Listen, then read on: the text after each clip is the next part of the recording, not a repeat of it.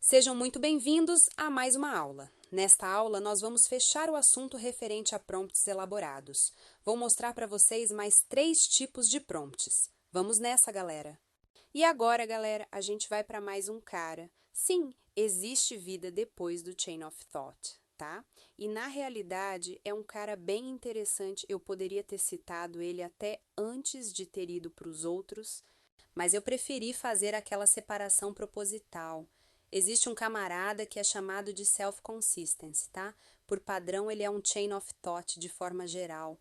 Como que ele funciona? O prompt induz o modelo a pensar passo a passo usando o chain of thought. A tarefa é executada diversas vezes, tipicamente de 5 a 10 vezes. As respostas são geradas e colotadas e comparadas. A saída final é definida por uma votação majoritária ou por métrica de consistência. O princípio é simples, o modelo pode cometer erros em uma cadeia específica, mas com múltiplas execuções, as respostas mais confiáveis tendem a convergir. O que acontece? Lembra que eu falei para vocês que quando a gente está trabalhando no Chain of Thought, a gente tem um problema, que às vezes a gente pede para ele pensar passo a passo, mas se em um dos raciocínios ele errar, o próximo raciocínio vai estar errado e vai gerar um efeito dominó na sua resposta, tá? Então a ideia do self-consistency é basicamente pegar aquela informação, executar várias vezes, e daí você vai comparar essas linhas de raciocínio e ver quais são as respostas que têm mais consistência depois de várias execuções. Quando você começa a ver várias respostas que acabam chegando no mesmo lugar, você fala, opa, eu tenho consistência baseado nisso. Agora olha, essa resposta aqui que ele colocou está muito diferente das outras. Então provavelmente essa resposta ele deu alguma vacilada, tá?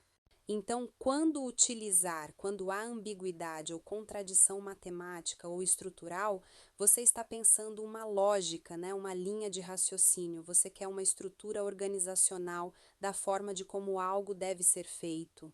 A tarefa é suscetível a variações de raciocínio. Tenho várias formas de resolver a mesma coisa. O modelo ele tem de dar boas respostas às vezes, mas não sempre. Então, se você executar várias vezes, você vai conseguir essa ideia. Aí, para a gente, tá? Você aumenta a confiabilidade de saída com pouco custo computacional adicional, porque você já está pedindo a mesma coisa. Por que funciona? As LLMs operam com amostragem probabilística, tá? E a gente escolhe a temperatura, né? Ou seja, conforme a gente escolhe essa temperatura, ela pode ser mais, entre aspas, criativa ou não, e essa criatividade pode gerar um encadeamento, por exemplo, de pensamento viajado, entendeu? Então, quando você acaba tendo essas variações muito grandes, o que acontece? Eu realizar várias execuções, a gente reduz a alucinação. Se ele alucinou 2 vezes, mas eu rodei o negócio 10 vezes, as 8 vezes teve resultado parecido, eu vou ignorar as das outras 2 vezes, tá? Então, eu tenho uma chance maior de ter uma resposta estatisticamente sólida e a gente acaba priorizando coerência entre caminhos lógicos distintos. Então, vamos pensar numa situação aqui. Você está desenvolvendo a estimativa de um custo mensal para uma aplicação em produção na AWS. A aplicação usa, por exemplo, 10 instâncias EC2 T3 Large na região US East 1 TB de armazenamento, EBS 1 Load Balancer, 100 GB de transferência de dados saindo por mês. Como pequenos desvios podem ocorrer entre as execuções, você pode decidir aplicar self-consistency para gerar múltiplas estimativas e selecionar mais confiável. Então, por exemplo, calcule o custo mensal dessa infraestrutura, pense passo a passo. E aí ele faz uma execução e gera um valor, aí ele faz uma outra execução e gera outro valor, ele gera uma outra execução e gera outro valor. tá? Nesse caso aqui eu forcei bem a barra. Se você olhar a execução 1 e execução 3, está trazendo as respostas mais parecidas aqui para mim. E como ela está fazendo isso e a opção 2 está trazendo uma resposta diferente, adivinha? Com qual eu vou ficar? Então, eu estou pensando da self-consistency. Então, como eu tive o resultado estimado repetido em 2 execuções, provavelmente eu vou dizer que ela é a resposta mais confiável.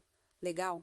Essa é a ideia principal do self-consistency. E agora, se a gente vai falar com um camarada chamado Directional Stimulus ou Directed Prompting, e ele pode gerar um pouquinho de confusão na sua cabeça para confundir em relação aos outros itens que a gente viu.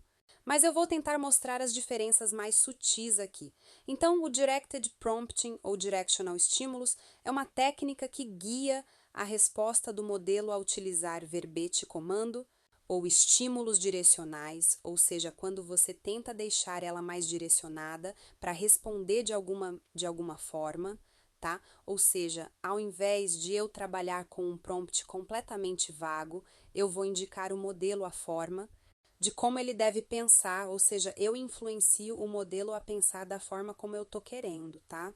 Quando que eu utilizo? Quando é necessário obter respostas previsíveis ou formatadas, ou seja, a formatação da mensagem, a resposta para mim é importante, a forma de como ela vai trazer. E aí você já deve estar pensando qual a diferença disso no Skeleton of Thoughts.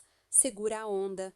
Quando eu desejo guiar o raciocínio para um estilo de resposta, então perceba que nesse caso, e eu não estou falando apenas no esqueleto final de resposta, ou seja, eu estou fazendo o raciocínio tender para ele responder em um determinado estilo. Mas isso não significa que nessa determinação de estilo vai forçá-lo ele responder de uma forma totalmente engessada. Quando a resposta precisa estar em um formato parciável, isso aqui é interessante. Responde em JSON, responde em XML, responde em EMO. Quando a tarefa exige um foco explícito, responda como um arquiteto, explique em tópicos. Mas se você perceber, eu estou apenas direcionando, eu não estou engessando diretamente uma resposta baseada nas seções, no esqueleto tão forte quanto no Skeleton of Thought. Qual que é o grande benefício disso? Eu diminuo a ambiguidade, contradições e alucinações. Eu padronizo um pouco o formato das respostas. Ele vai melhorar a utilidade programática de saída, ou seja, a forma de como ele pode trazer para mim dados estilizados no formato de interface. Por exemplo, outro ponto, ele permite um controle educado do comportamento do modelo, sem a necessidade de complexidade. Ou seja, eu garanto que o modelo ele não vai ficar viajando e pensando em muitos outros caminhos de raciocínio, que é o que nesse caso a gente não quer, que acaba sendo um pouquinho oposto do Tree of Thoughts, por exemplo. Palavras-chave para direcionamento. Então, por exemplo, liste, compare, explique com exemplo, responda em JSON, justifique cada item, explique como um arquiteto faria, divida em tópicos, contexto, estratégia, risco e conclusão. Se você perceber, eu só estou estimulando, na maioria das vezes, eu não estou necessariamente criando um esqueleto, por isso que eu estou querendo fazer, tentar deixando um exemplo bem claro de que eu não estou trabalhando com Skeleton of Thought. Falar que vai ter exemplo, ele força a trazer exemplos para mim, mas não necessariamente quantos exemplos no formato exatamente dos exemplos. Então, quando eu falo em lista, eu estou forçando com que ele traga em bullet point. Quando eu falo para ele comparar, eu estou falando para ele trabalhar entre essas opções. Então, se você perceber, eu não estou engessando um modelo trabalhar necessariamente de uma única forma, mas eu estou estimulando ele a pelo menos trabalhar com o mínimo de formato para eu conseguir ter uma direção mais clara baseado na minha própria linha de raciocínio ou na forma como eu quero utilizar aquele tipo de resposta. Então, eles são comandos que atuam como estímulos condicionais, ele altera tanto o formato quanto a profundidade da resposta. Então, isso muda o jogo também, tá, pessoal? Segue outro exemplo: comparação de tecnologias com Direction Estímulos. Compare as tecnologias Kafka, RabbitMQ e Amazon SQS para um sistema distribuído. Responda nos tópicos, características, isso e aquilo. Então, se você perceber nesse momento, eu estou pedindo para ele fazer uma comparação. Estou falando que o sistema é distribuído, ou seja, nesse caso eu já faço ele aprofundar a minha resposta baseada em sistema distribuído. Responda nos tópicos, ou seja, apesar de ele ter também uma espécie de um esqueleto, eu estou pedindo tipos de resposta. Então, se você olhar, esse cara ele estimula o resultado da IA e ele é utilizado em conjunto com todos os tipos de encadeamento de pensamento Tree of Thoughts, Skeleton of Thoughts, porque esses encadeamentos eles só acontecem porque nós estimulamos e o estímulo é exatamente isso que eu estou trabalhando, tá? Então, resposta esperada. Característica throughput, ele está trazendo isso no formato de lista. Cada um dos caras, ou seja, ele trouxe essa análise, eu consegui formatar um pouco a resposta e eu estimulei ele responder dessa forma. Então perceba que o estímulo é algo, inclusive, que é utilizado nos outros tipos de prompt que a gente acabou falando.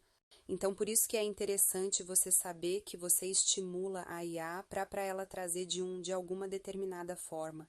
E agora, galera, a gente vai falar de um outro tipo que é um camarada chamado de React, ou seja, significa Reasoning e Action. Qual que é a ideia desse cara? É a técnica que você, de forma geral, vai fazer com que a sua IA combine o raciocínio passo a passo, ou seja, usando o Chain of Thought com execuções de ações externas, ou seja, como chamado de ferramenta, API, chamar a busca em banco de dados, execução. Então, basicamente, o seu modelo ele vai utilizar Chain of Thought, por isso que é Reasoning. Ou seja, ele necessariamente usa linha de raciocínio, mas além dessas linhas de raciocínio, ele tem algo que é chamado de Action. Ou seja, o seu modelo ele vai sair da caixinha dele, onde ele é treinado, e ele vai, no final das contas, acessar mundo externo, tá? Então, quando o modelo precisa consultar a API, ele tem que ter ou o sistema consultar um banco de dados ou qualquer coisa desse tipo.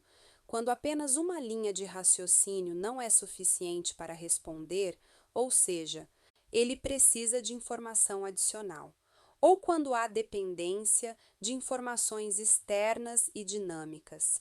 Então, hoje em dia já é super comum você ter modelos que utilizam function calling.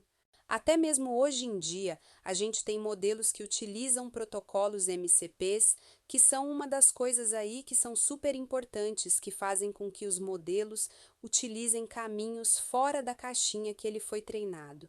Ou seja, eu consigo fazer o modelo, fazer uma chamada para a ação. Por que que isso é um tipo de prompting? Porque nesse caso você estimula o modelo a ter que fazer essa chamada externa. Exemplo técnico: inspeção de containers com React e a ferramenta Docker. Você é um engenheiro de plataforma. Utilize passo a passo a ferramenta Docker disponível via MCP para inspecionar os containers que estão rodando no sistema. Seu objetivo é entender o estado atual da infraestrutura para cada etapa, siga o padrão THOUGHT, Action, Observation e Final Answer.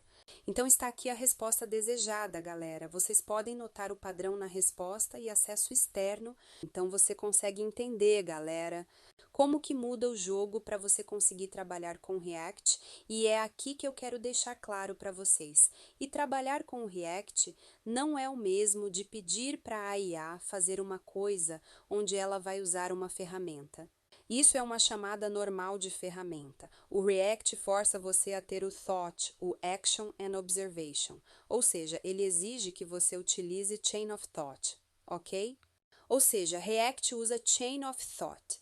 Então, se você está estimulando a sua IA através de um prompt a ela acessar dados externos de MCP, não interessa Como, né, mas ela não seguir essa linha de raciocínio, você não está usando o React. Beleza, pessoal? Chegamos ao fim de mais uma aula. Vejo vocês na próxima. Grande abraço e até breve.